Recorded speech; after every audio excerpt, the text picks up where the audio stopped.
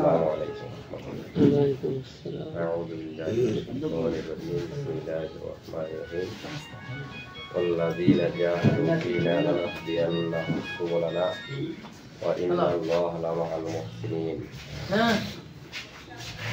وقال سيدنا رسول الله صلى الله عليه وسلم إنما الأعمال بالنيات سواء الشرك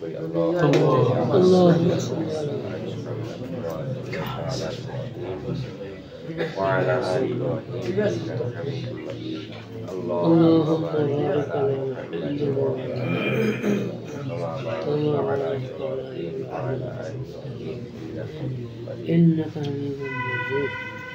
সম্মানিত হাজিরিন, আল্লাহ পাকের দরবারে লাখ কোটি শুকরিয়া যে আল্লাহ রাব্বুল আলামিন আমাদেরকে সদরপুর উপজেলার সদর ইউনিয়নের ওয়ার্ড প্রতিনিধিদেরকে যাচাই বাছাই করার এই মজলিসে আসার এবং বসার তৌফিক দান করলেন। আমরা সেই মহান প্রভুর দরবারে অন্তঃস্থল থেকে শুকরিয়া জ্ঞাপন করছি। আলহামদুলিল্লাহ।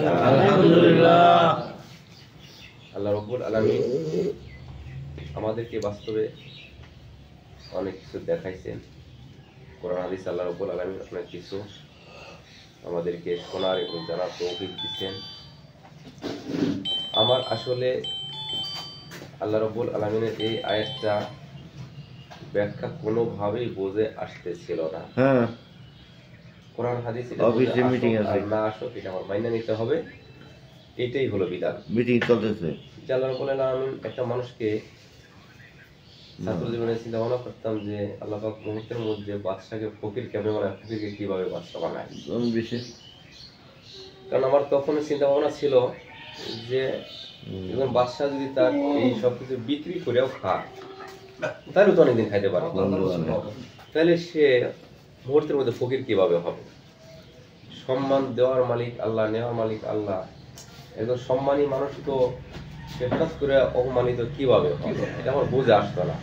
মানে কোরআন হাদিস হিসেবে মাইনা নেওয়া লাগবে, মাইনা নিছি, কিন্তু আসলে মনের যেটা বুঝ বুঝে কোনোভাবে আসতো না। তো এইটা আল্লাহ রাব্বুল আলামিন বাস্তবে আমাদেরকে বুঝাই দিলেন, দেখাই দিলেন যে বান্দা দেখো যে সে নিজ হাতে পাক করছে, এরপরে সে ওই পাক খাইয়া যেতে পারলো না। সকালবেলা আর বিকালবেলা না, তার চেয়ে আরো কম সময়ের মধ্যে আমি বাচ্চাকে ফকির বানাই দিলাম। দেখো তার পরনে যে কাপড়টা ছিল সেই কাপড়টাই সে পরে চলে গেল, অন্য কোনো পোশাকও তার নেওয়ার সুযোগ হইল না। তো এইরকম সে একজন বড় মাপের ব্যক্তি ছিলেন, এই জন্য সকলের কাছে পরিচিত। কিন্তু ছোটদের মধ্যে এরকম অনেক আছে, অনেক হয়েছে, অনেক হইতেছে।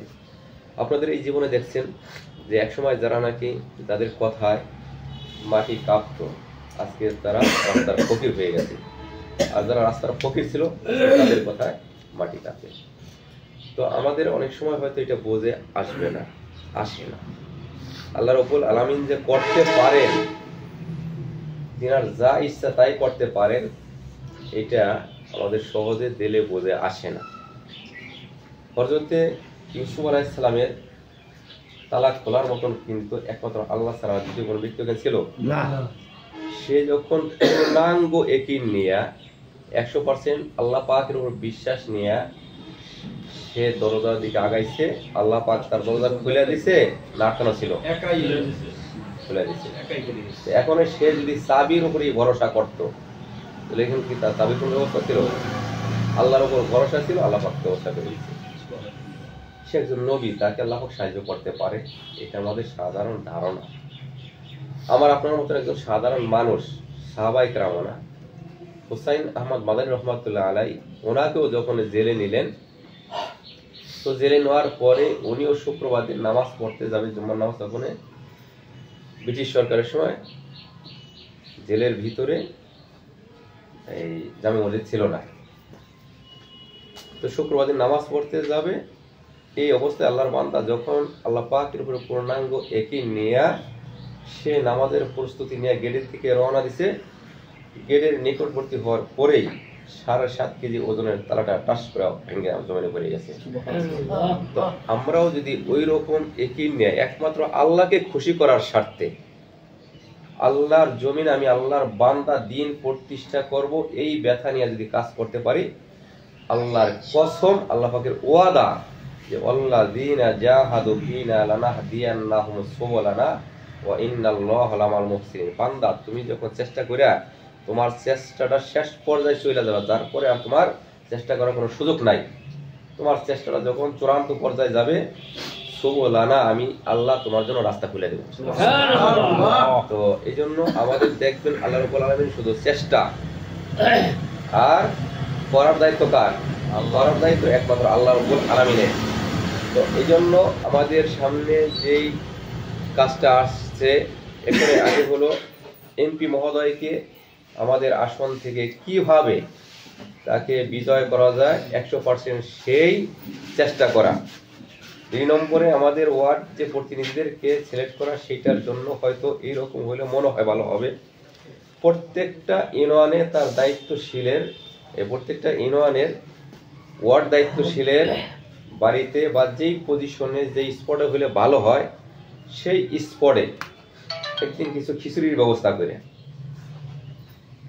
ওই ওয়ার্ডের ইসলামী আন্দোলনের দায়িত্বশীলদেরকে, মুজাহিদ কমিটির দায়িত্বশীলদেরকে, ইসলামী যুব আন্দোলনের দায়িত্বশীলদেরকে, ইসলামী স্ক্রিপ্ট আন্দোলনের দায়িত্বশীলদেরকে, ইসলামী ছাত্র আন্দোলনের দায়িত্বশীলদেরকে ডাইকা তাদেরকে একত্রিত করে যে এদের ভিতরে কাকে এই ওয়ার্ডের প্রতিনিধি করলে ভালো হয়, তাদের এই সকলের সমন্বয়ে যদি প্রার্থী বাছাই করা হয়, আলহামদুলিল্লাহ মনে হয় সেটা ভালো হবে। সেখানে তাদের জন্য কি একটা আগ্রহ বাড়বে যে আলহামদুলিল্লাহ আমাদের এতগুলা লোক আছে, এতগুলা লোক তো এই রিজার্ভ অন্য কোনো প্রার্থীর নাই, অন্য কোনো ওয়ার্ড প্রার্থীর নাই, যে প্রত্যেকটা ওয়ার্ডে একজন বিশেষ ব্যক্তি বা বিশেষ একটা স্পটে একটা খানাদানার ব্যবস্থা কইরা সেই জায়গায় আমাদের এই 4টা বা 5টা কমিটির